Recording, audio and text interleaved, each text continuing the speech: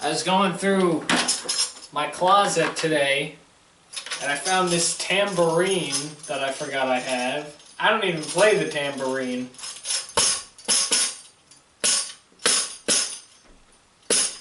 Sounds like somebody's getting hurt.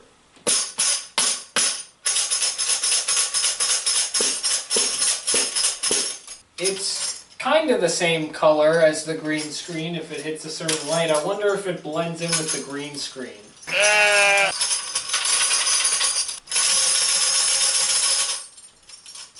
Well, I know it's here. I won't know if it's affected by the green screen effect until I edit this. So right now I'm just holding nothing if it works. If it doesn't work, well then don't I look foolish? Put it right here.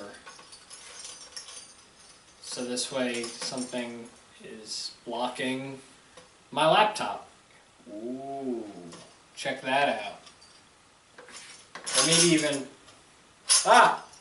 my head's gone.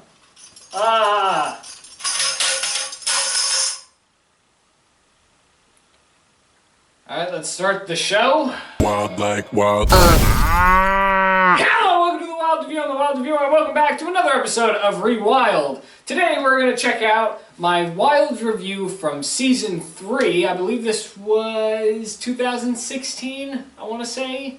This was a Wild Review on the film A Talking Cat. Or I should say it, this was a Wild Review on the film A Talking Cat? That's how the title wants you to say it, because there's an exclamation point followed by a question mark followed by another exclamation point. I don't get it either. This film was about, you guessed it, a talking cat. And it had many names attached to it, such as Eric Roberts, who is a well-known Academy Award-winning actor. And, well, those are all the names I recognize. I came across A Talking Cat because I saw other people talking about the movie. A few other people who are not coming to mind at the moment, they have talked about the film. So I checked it out for myself, and I was like, what the hell? And then I did a Wild Review on it.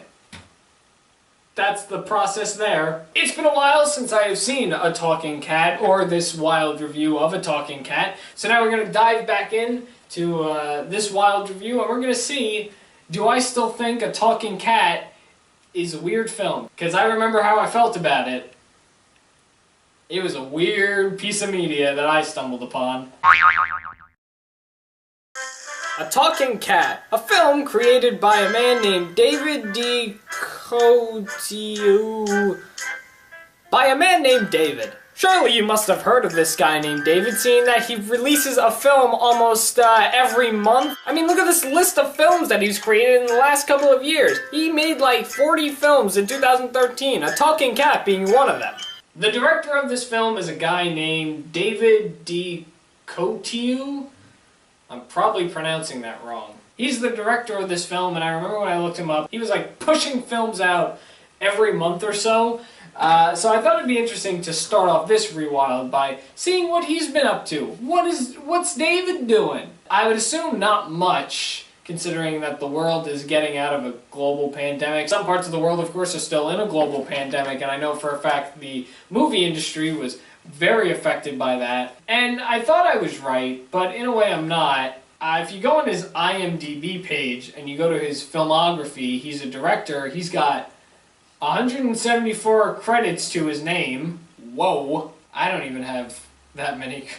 I don't really have many credits to my name, honestly. At the time of this recording, a project called Honeymoon in Paradise has been completed, and he's worked on films such as The Wrong Cheer Captain, Keeping Up with the Joneses, Mommy's Deadly Con Artist, Deceived by My Mother-in-Law, The Wrong Valentine, The Wrong Prince Charming, The Wrong Mr. Right, The Wrong Fiancé, The Wrong Real Estate Agent, The Wrong Cheerleader Coach, The Wrong Stepfather, The Wrong Wedding Planner, The Wrong House Sitter. Oh my god, it continues on. The Wrong Cheerleader Back in Action, The Wrong Tutor, The Wrong Mommy, The Wrong Boy Next Door, The Wrong Stepmother, My Mother's Stalker, that's a bit of a change, the wrong teacher, the wrong friend, the wrong cruise, the wrong man, the wrong crush, the wrong student,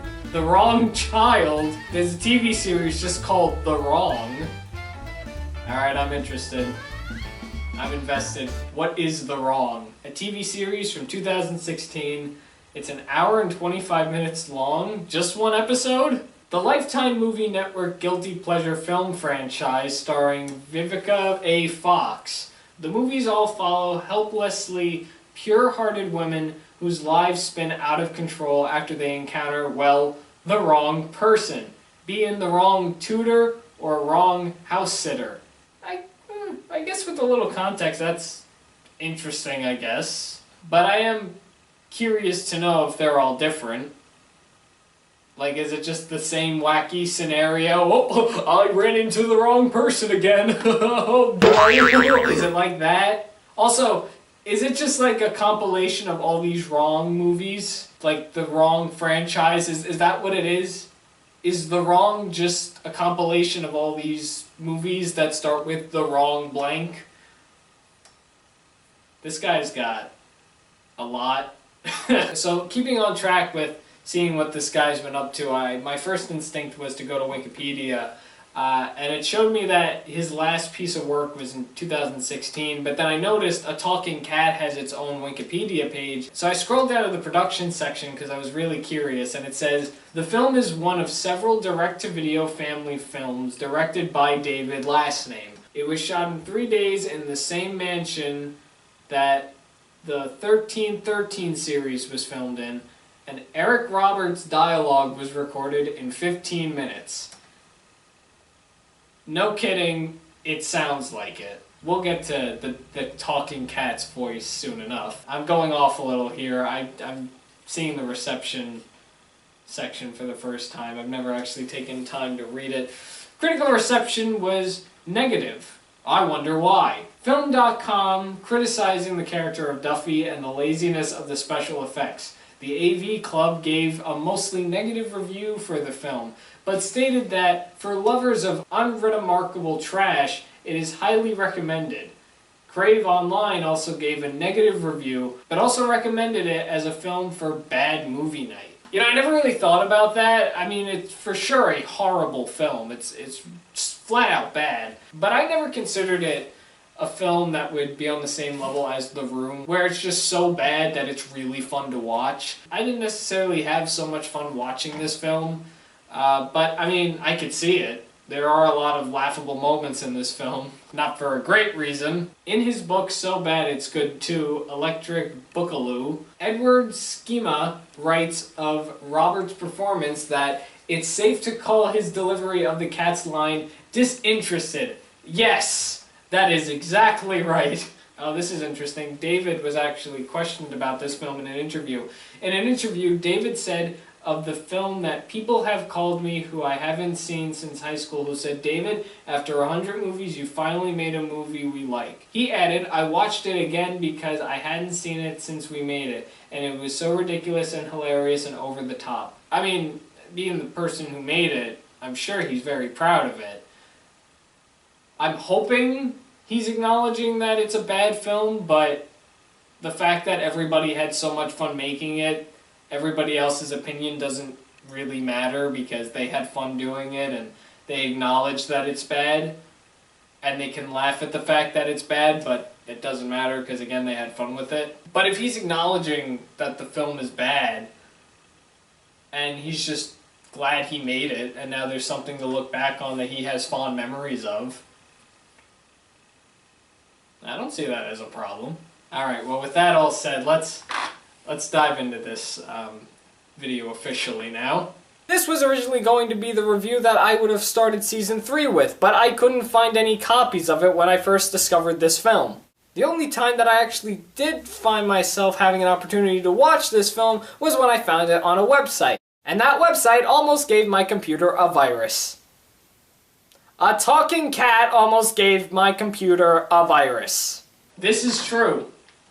This is a true fact. A talking cat almost gave my computer a virus. I found it on a website, and the second I clicked play, something popped up saying, your computer may be infected with a virus. So I didn't watch it on that website. Instead, I found it on YouTube because somebody pirated it and put it on YouTube, luckily. So I was able to watch it on a free and safe website rather than one that almost destroyed my computer. I like the woods. Always have. Don't get me wrong. I like to be indoors on a nice Jesus? bed as much as anyone. Yeah, so at this point, you don't really know who's talking. I think maybe at this point they should establish who's speaking, you know? Some people could think it's God. I mean, it's obviously the narrator, but now who's the narrator of the story? I mean, they just said I. Also, why does it sound like they're really tired? It sounds like the director just got the guy out of bed just to read these lines. So now that I know that Eric Roberts' lines were filmed with such little time, yeah, it makes sense. Though the review of him sounding like he's very disinterested in the project, yeah, it shows. I think maybe, I don't know, a second take would have been nice, maybe a third take, and it doesn't fit at all. I mean, give or take, the cat does seem very uninterested to be in the film. I mean, the cat's just walking, it's jumping places, it's laying down. If you have a film about a talking animal, any kind of animal, even if the animal is boring, you should make them sound interesting. You should make them sound fun. This thing is hideous. This is Phil and his son Chris. Phil wants to have more of a relationship with his son, seeing that his son obviously doesn't think that his dad's cool enough. It's that kind of story, people. Brace yourself. Phil says his company was sold. What did the company do? What did they sell? I don't know. They just never established it. They don't even establish why it was sold. This has Phil thinking he could spend more time with his son. Maybe we could just hang out. You know, I could learn how to cook. Something I never established that I think, thinking back now, I should have brought up when it came to this film. We don't know much about Phil in this movie. We don't know who he worked for. We don't know the company. We don't know anything. We know something, because this is later brought up in the film. I don't think I touch upon this in the review itself, but there's a bit with the girl, the daughter in the film, and she finds Phil and she wants his help in regards to her fashion line, this code that she does. Something along those lines, and I don't know, it's just like never brought up. That bit just comes out of nowhere, but we have no idea what Phil does for a living, which I think is something important we should bring up in the film, because that would explain what kind of house they live in. Him and his son, they just live in this house. It's got all these random sculptures all over the place. We don't know anything. We know nothing about this man, and yet we're supposed to be invested into him. My parents can't pay much. Come on, no payment necessary. No shoes, no shirt, no service. What does that mean? Yeah, I'm part of the government. I've been listening to this whole entire thing. I'm gonna ask you to just hang up the phone right now, buddy. This is embarrassing for all of us. I like that bit. I like the bit with the phone call, the government bit that I did there. I know, I'm laughing at my own jokes, I know, but it's funny. It was funny then and it's funny now.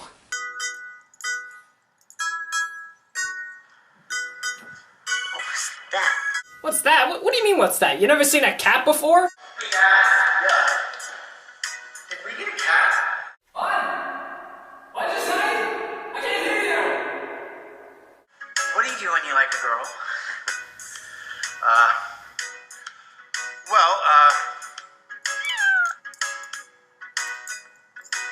Oh, I did see a cat, that one. Yeah, me too. It's weird, right? Wait, what? Cat, girl talk, cat. Okay, I'm not gonna judge your relationship with your son, but I mean, you got some problems there. You may not judge, but I'm gonna judge. What the hell was that? What kind of comment was that? Cat, girl talk, cat. The way that you set up that joke my friend, me. I don't personally get it. I see where you're going with it. I think the execution was horrible, though. Now, to comment on what you are commenting, yes, it is weird. Why would you ask about a cat and then ask about a girl and then you bring up the cat again? It hurts my brain now. Why is the scene like that? Is that a cat? Four paws, kind of furry, yeah. Oh yeah, that is a cat, yeah. And look over there, there's a laser pointer as well. I didn't bring this up, and I feel like maybe I should have, so this is something I would have definitely brought up in my original review. Why is it that nobody in this film can, like, process that there is a cat wandering around? We have seen multiple times in this film our main characters go, is that a cat? What is that? What is that thing? It's like some of them were written to not know what a cat is, and then you have others that are written to act like they are confused as to why they are seeing a cat. So you have two different things going on in regards to a cat, and neither of them make sense. When I see a cat, of course I'm gonna go, oh, that's a cat. But I never look at it and go, is that a cat? Is that a feline? How did it get here? Maybe if it was nighttime and I couldn't process that it was a cat that I'm looking at and I was curious to know what object is moving in the dark. Of course I would ask the question, is that a cat? Also, this was never brought up, but I like how the cat just roams around, it's just kind of hanging out, and like everybody's just okay with it. I think one time they checked to see what the name of the cat is, but like they never go like, oh, I wonder who your owner is. They're just like, well, I guess you're my cat now. I think that happens. I think the mother and her two kids, I think they just willingly adopt the cat. They don't even question if the cat belongs to anybody. They just adopt Duffy, which is the name of the cat. Okay, what? Why a beach? Alright, we went to the woods, and now we're at a beach. Why does this scene look like it's in a mountain range? Where exactly is this film being taken place? Why does it look like the director just took his camera out when he went on vacation and took all these nice shots of nice places? These views are beautiful and all, but I mean, like, well, why are they in this film? They take up about, like, 30 seconds of every shot. Are these supposed to be the transitions? The location is very interesting as well, yeah, I stick with that. There's no consistency to know where this film takes place. I mean, if you want it to take place in a mountainside beach area, sure, but it looks like we're in multiple different locations, and yet it's made very clear in this film that they are neighbors, these two families. On paper, it may make sense. When you watch it, it doesn't seem very practical because it looks like they live on two different sides of the earth. I'm gonna fix that loose fence. Thanks, sweetheart. I always feel like I'm gonna fall right through it. Yeah, I don't think that's how you fix a fence, buddy. I am such a good friend. Read your beeping machine.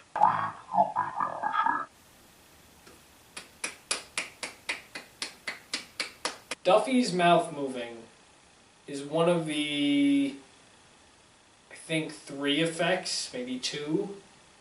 It's one of the effects in this movie. By God, is it awful. Still, today, it is the worst effect I've ever seen. Ever. That holds up. Nothing, I have not seen anything worse than that. It ain't no good, see? You know, I hate to do this to you, but I might have to fill you full of lead, see? 'Cause a man's gotta do what a man's gotta do. Oh, he's finally lost it. He's realized he's in a horrible film. You can talk, but only once. I don't make the rules, Phil. Chris! Chris! Chris!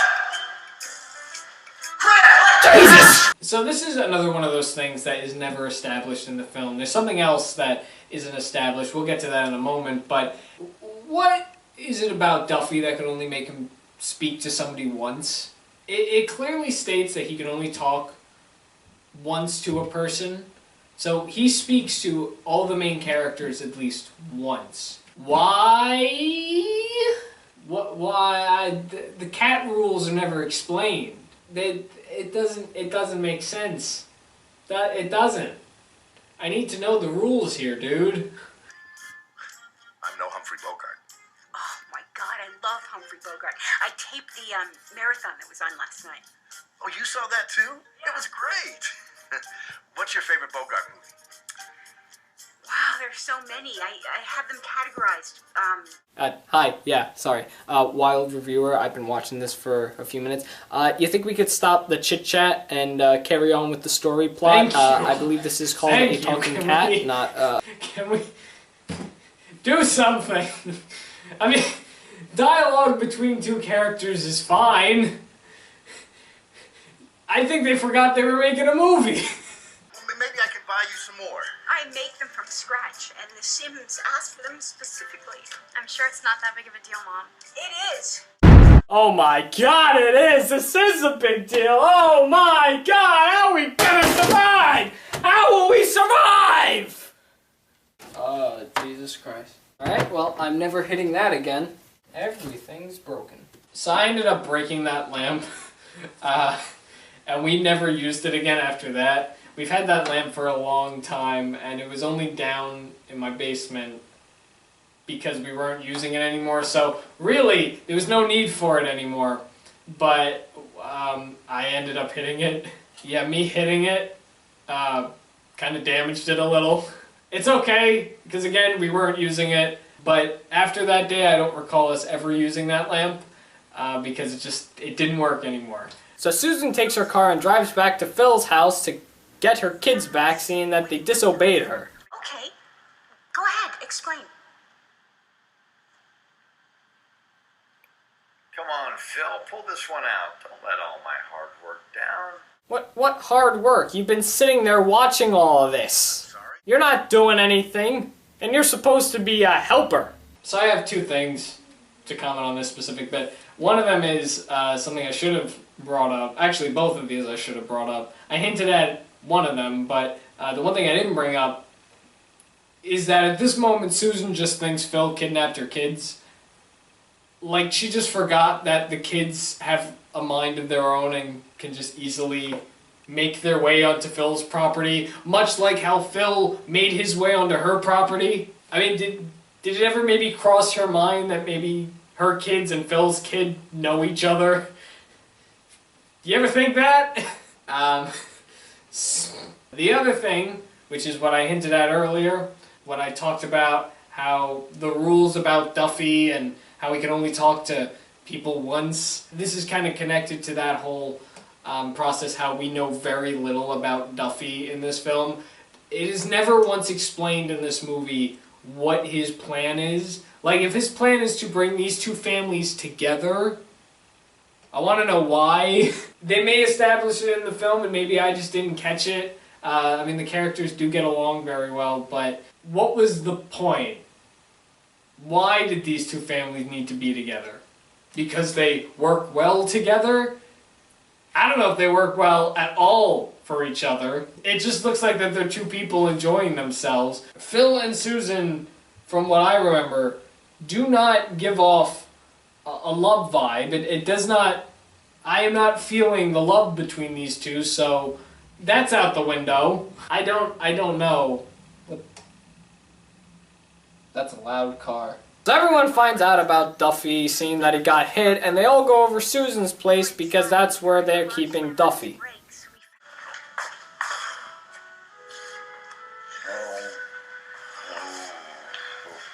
Look at that cat. Look at him. Look at Duffy. Poor Duffy. He's got a condition.